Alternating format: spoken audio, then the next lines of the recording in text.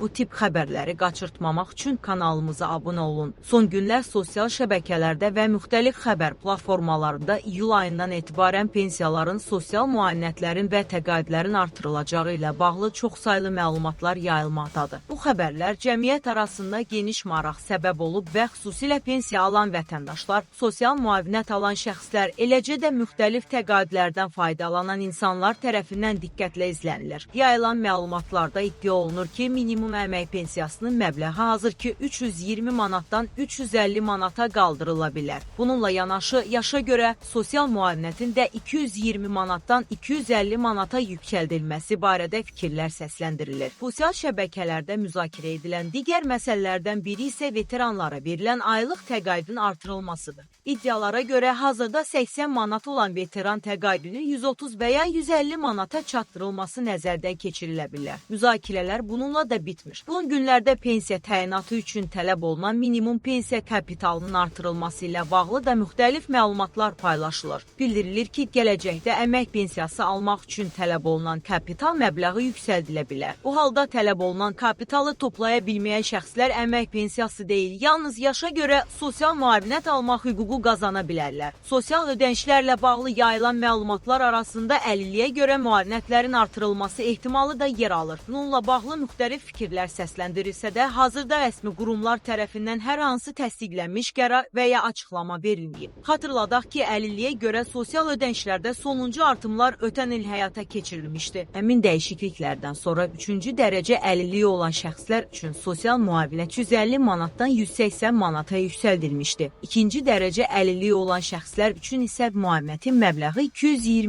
manatdan 250 manata çatdırılmışdı. Birinci dərəcə əlilliyi olan vətəndaşlar üçün nəzərdə tutulan ödənişlərdə də artım tətbiq edilmişdi. Bəs həqiqətən də iyul ayından etibarən yeni artımlar olacaqmı? Məsələ ilə bağlı iqtisadçı Xalid Kərimli açıqlamasında bildirib ki, hazırki mərhələdə belə bir sosial paketlə bağlı rəsmi məlumat mövcud deyil. Bunun sözlərinə görə yaxın dövrdə pensiya və sosial ödənişlərin artırılmasını nəzərdə tutan geniş miqyaslı sosial paket açıqlanacağı ilə bağlı ciddi gözlənti yoxdur. İqtisadçı qeyd edib ki, sosial ödənişlərin artırılması ilə bağlı qərarlar adətən dövlət büdcəsinin imkanları, iqtisadi göstəricilər və hökumətin sosial siyasəti nəzərə alınmaqla qəbul edilir. Bu səbəbdən hər hansı artımın baş verməsi üçün ilk növbədə aidiyyəti dövlət qurumları tərəfindən rəsmi qərar qəbul edilməli və ictimaiyyətə təqdim olunmalıdır. Hazırda isə sosial şəbəkələrdə yayılan məlumatların böyük hissəsi rəsmi təsdiqini tapmayıb. Buna görə də vətəndaşlara yalnız rəsmi mənbələrə istinad etmələri tövsiyə olunur. Əmək pensiyaları,